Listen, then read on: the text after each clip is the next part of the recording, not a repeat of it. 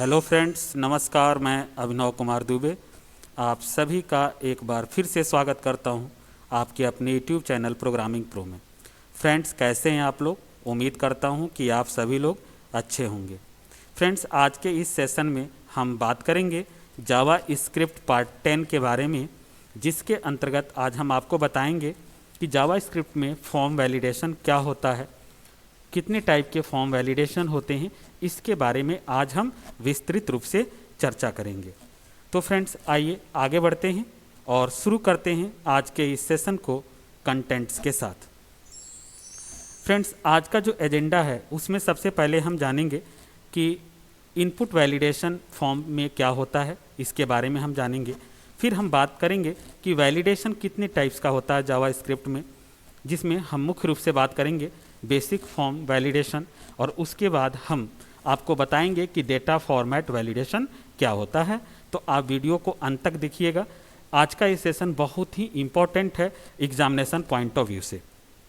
तो आइए आगे बढ़ते हैं और सबसे पहले हम जानते हैं कि इनपुट वैलिडेशन इन फॉर्म्स में इनपुट वैलिडेशन का मतलब क्या है। तो फ्रेंड्स, जैसा कि हम जानते हैं कि वैलिडेशन क्या होता है, अगर हम नॉर्मली डिफाइन करना चाहें तो हम कह सकते हैं कि वैलिडेशन का मतलब ये होता है कि अगर कोई भी डेटा जो फॉर्म पर है वो डेटा करेक्ट फॉर्म में फिल हुआ है या नहीं, उसकी जो क्राइटेरिया है जिसके अकॉर्डिंग डेटा फिल होना चाहिए उसके अकॉर्डिंग है कि नहीं, इस चीज़ को चेकआउट करना ही कहलाता है वैलिडेशन। यानी कोई भी इंफॉर्मेशन करेक्ट फॉर्मेट में है या नहीं, इस चीज़ की चेकिंग करना ही वैलिडेशन कहलाता है।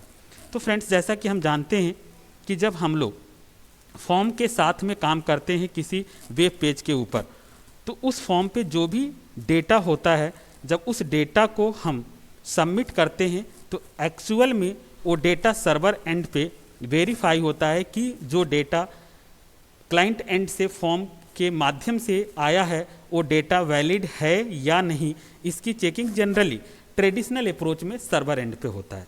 लेकिन फ्रेंड्स, जैसा कि हम जानते हैं कि इस तरीके के जो ट्रेडिशनल अप्रोच हैं जिसमें कि क्लाइंट एंड से जब फॉर्म का डेटा सर्वर एंड पे जाता है और यूजुअली वहाँ पर जब वैलिडेशन अकर्ड होता है तो वहाँ पर सर्वर के द्वारा उस फॉर्म के डेटा को चेक किया जाता है कि अकॉर्डिंग टू करेक्ट फॉर्मेट है या नहीं। अगर वो डेटा करेक्ट फॉर्मेट में नहीं है तो पूरा का पूरा डेटा क्लाइंट मशीन पर एज इट इज़ ट्रांसफर्ड कर दिया जाता है और करेक्ट फॉर्म में यूजर के द्वारा फिर से डेटा भेजने के लिए इंफॉर्मेशन क्लाइंट मशीन पे भेज दी जाती है। तो जनरली इस तरीके के जो वर्क होते हैं वो काफ़ी बर्डन क्रिएट होता है सर्वर के ऊपर। इस चीज़ को ओवरकम करने के लिए जावा स्क्रिप्ट में एक माध्यम है जावा स्क्रिप्ट, जिसके द्वारा जो फॉर्म का डेटा है वो क्लाइंट मशीन पे ही चेक हो जाता है कि जो भी यूजर ने डेटा इनपुट किया है वो डेटा करेक्ट फॉर्मेट में है या नहीं। और इस तरीके से इस प्रोसेस को हम बोलते हैं फॉर्म वैलिडेशन। तो फ्रेंड्स, जावा स्क्रिप्ट में basically form validation client machine पे ही ये चेक हो जाता है, जिससे कि सर्वर पर जो बर्डन है वो बर्डन रिड्यूस हो सके और वो डेटा करेक्ट फॉर्म में है या नहीं इसकी चेकिंग क्लाइंट मशीन पे ही हो सके। इसके लिए जावा स्क्रिप्ट को यूज करके हम फॉर्म वैलिडेशन प्रोसेस को परफॉर्म करते हैं। तो उम्मीद करता हूँ फ्रेंड्स कि आपको ये बात समझ में आ गई होगी। बहुत ही सिंपल है कि फॉर्म वैलिडेशन का सिंपल मतलब ये होता है कि जो फॉर्म का डेटा है वो करेक्ट वे में टाइप किया गया है या नहीं, करेक्ट फॉर्मेट में डेटा है कि नहीं, यूजर जिस अकॉर्डिंग डेटा को इनपुट करना चाहिए उसके अकॉर्डिंग उसने किया है या नहीं किया है, इसकी चेकिंग हो जाए। यही प्रोसेस ही कहलाता है वैलिडेशन। तो फ्रेंड्स, आइए आगे बढ़ते हैं और अब हम जानेंगे टाइप्स ऑफ वैलिडेशन। जैसा कि हम जानते हैं कि जावा स्क्रिप्ट में जो फॉर्म वैलिडेशन है वो दो टाइप्स का होता है। एक होता है बेसिक फॉर्म वैलिडेशन और दूसरा होता है डेटा फॉर्मेट वैलिडेशन। ये दो टाइप्स के वैलिडेशन होते हैं जावा स्क्रिप्ट में, जिसके अंतर्गत हम अपने फॉर्म पर डेटा को वैलिडेट कर सकते हैं या वैलिडेशन कंडीशन वहाँ पर लगा सकते हैं। तो आइए आगे बढ़ते हैं और सबसे पहले हम चेक करेंगे और जानेंगे कि बेसिक फॉर्म वैलिडेशन क्या होता है। तो फ्रेंड्स, जो बेसिक फॉर्म वैलिडेशन होता है इसका मतलब ये होता है कि जो भी हमने डेटा जो भी डेटा हमने फिल किया हुआ है, या कह सकते हैं कि जो भी जितने भी फील्ड्स हैं वो सारे field mandatory field data fill किया गया है कि नहीं किया गया है, यानी जो मैंडेटरी फील्ड है, ऑल रिक्वायर्ड मैंडेटरी फील्ड जो है वो फिल है कि नहीं, इसकी चेकिंग करना ही कहलाता है बेसिक फॉर्म वैलिडेशन। जैसे अगर सपोज दैट आपने कोई फॉर्म डिजाइन किया है, उस पर 5 आपने फील्ड अलग अलग लिया है, नेम लिया है, एज लिया है, आपने एड्रेस लिया है, कॉन्टैक्ट नंबर लिया है, तो इसमें से कोई भी फील्ड ब्लैंक तो नहीं रह जा रहा है, यूजर के द्वारा फिल तो नहीं किया जा रहा है। तो इस तरीके से चेकिंग जो है, यानी all data should be field, सारे डेटा उस फॉर्म पे फील्ड हो, ये चीज की चेकिंग करना ही कहलाता है बेसिक फॉर्म वैलिडेशन। दूसरा होता है डेटा फॉर्मेट वैलिडेशन। अब डेटा फॉर्मेट वैलिडेशन में क्या है कि all field must be required, इसका मतलब यह है कि सारे फील्ड रिक्वायर्ड हैं, उसमें से कोई भी फील्ड ब्लैंक नहीं हो सकता है। दूसरी चीज कंडीशन ये है कि जो फील्ड फिल किया गया है, यानी जो डेटा फिल किया गया है वो करेक्ट फॉर्मेट में है कि नहीं, ये चेकिंग करना ही कहलाता है डेटा फॉर्मेट वैलिडेशन। यानी एग्जांपल में आप समझिए, जैसे अगर सपोज दैट किसी का डेट ऑफ बर्थ दिया हुआ है, तो डेट ऑफ बर्थ का जो फॉर्मेट है उसके अकॉर्डिंग वो डेट ऑफ बर्थ फिल किया गया है कि नहीं किया गया है।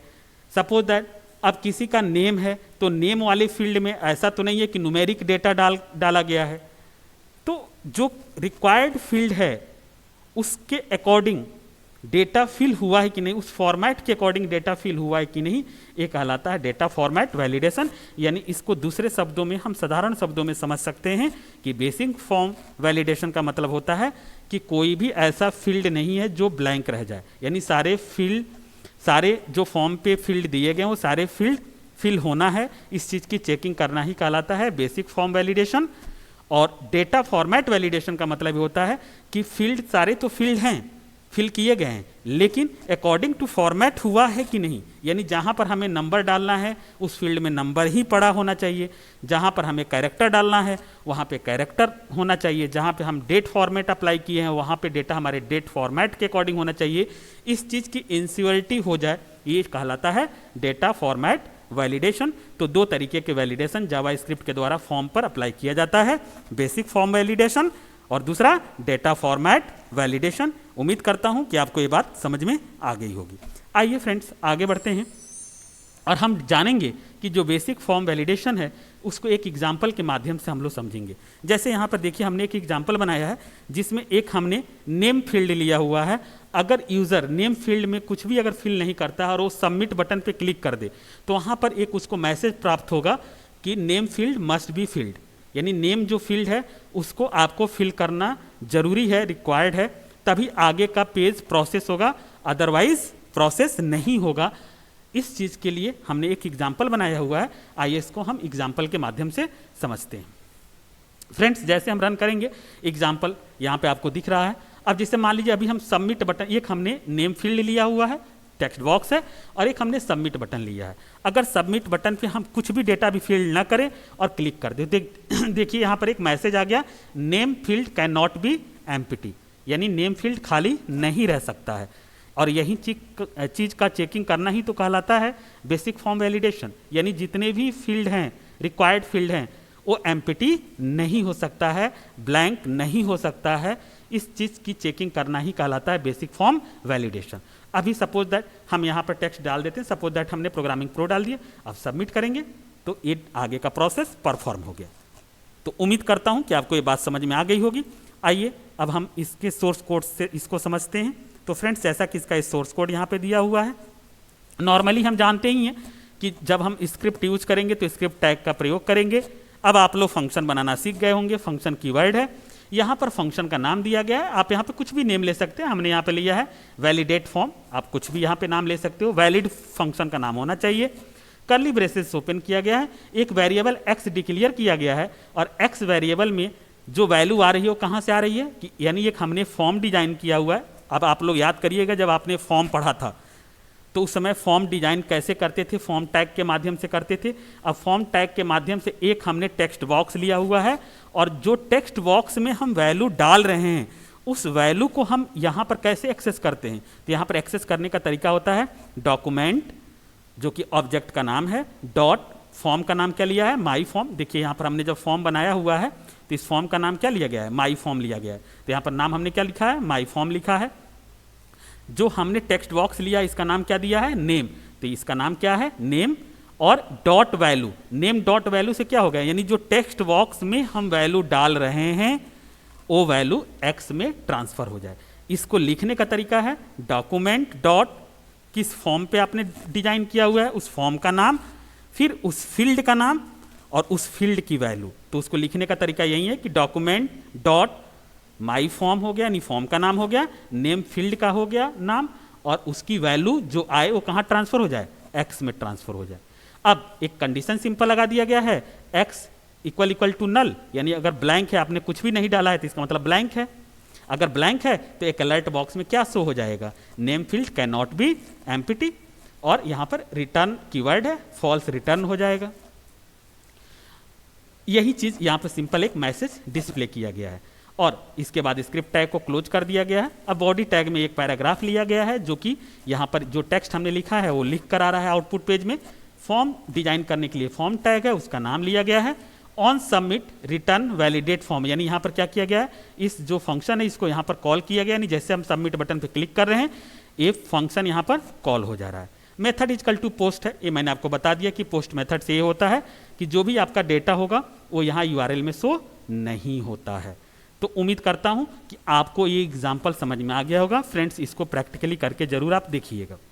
आइए आगे बढ़ते हैं, और अब हम जानेंगे कि डेटा फॉर्मेट वैलिडेशन क्या होता है। बेसिक फॉर्म वैलिडेशन का तो सिंपल मतलब हो गया है कि जितने भी रिक्वायर्ड फील्ड हैं वो एम्प्टी नहीं हो सकता, ब्लैंक नहीं हो सकता।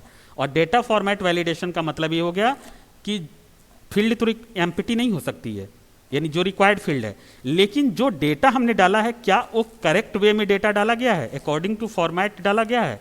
अगर कैरेक्टर कोई फील्ड है तो क्या कैरेक्टर डेटा वहाँ डाला गया है, ऐसा तो नहीं है कि न्यूमेरिक डाल दिया गया है।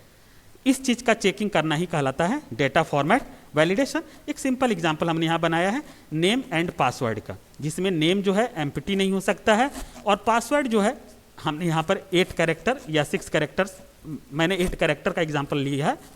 तो 8 कैरेक्टर से मिनिमम 8 कैरेक्टर का पासवर्ड होना चाहिए, उससे बिलो नहीं होना चाहिए, यानी दोनों फील्ड पे हमने वैलिडेशन लगा रखा है। आइए इसको एग्जाम्पल के माध्यम से हम समझते हैं। अब जैसे देखिए यहाँ पर हमने एक नेम फील्ड लिया है, एक पासवर्ड फील्ड लिया है। अब अगर हम डायरेक्टली रजिस्टर पे क्लिक कर दें तो यहाँ पर सीधे एक इंफॉर्मेशन शो हो जाएगा अलर्ट बॉक्स में कि name can not be blank. देखिए यहाँ पर वैलिडेशन नेम फील्ड पे लगा है, यानी नेम फील्ड एम्प्टी नहीं हो सकता है। चलिए यहाँ पर हम नेम डाल दे रहे हैं, सपोज दैट हमने प्रोग्रामिंग प्रो डाल दिया। अब पासवर्ड के लिए हमने 8 कैरेक्टर मिनिमम रखा है, सपोज दैट हम 6 कैरेक्टर दे रहे हैं, जैसे 1 2 3 4 5 6, हमने 6 कैरेक्टर दिया। अब रजिस्टर पे क्लिक करें तब देखिए क्या लिख कर आ रहा है, password must be at least 8 characters, क्योंकि हमने वहाँ कोडिंग करते समय 8 कैरेक्टर का हमने वहाँ कंडीशंस दे रखा है। अगर हम 8 कैरेक्टर कर देंगे तो आगे का प्रोसेस, आगे का पेज वर्क करेगा। तो ये नेम और पासवर्ड पे करेक्ट डेटा हमने फिल किया कि नहीं, इस चीज़ की चेकिंग करना ही डेटा फॉर्मेट वैलिडेशन कहलाता है। आइए इसको हम एक सोर्स कोड के माध्यम से समझते हैं। सिंपल, हमने स्क्रिप्ट टैग लिया हुआ है, यहाँ पर एक वैलिडेट फॉर्म फंक्शन बना हुआ है। वही चीज़ यहाँ पर हमने किया है, एक नेम फील्ड लिया है, एक पासवर्ड लिया है, और यहाँ फॉर्म में नेम और पासवर्ड की जो वैल्यू होगी वो क्रमशः नेम और पासवर्ड नाम के वेरिएबल में ट्रांसफर हो जाएगा। यहाँ कंडीशन लगाया गया है कि नेम इक्वल टू नल, यानी अगर हमने कुछ भी नहीं लिखा तो नल है, ब्लैंक है, या नेम इक्वल टू अगर आपने केवल स्पेस भी दे दिया तो भी एक तरीके से स्पेस केवल काउंट होगा। अगर ये दोनों कंडीशन में से कोई भी कंडीशन अगर मैच हो रही है, इसका मतलब कि हमने नेम फील्ड में कुछ भी नहीं लिखा है। और अलर्ट बॉक्स में क्या आ जाएगा, name can not be blank.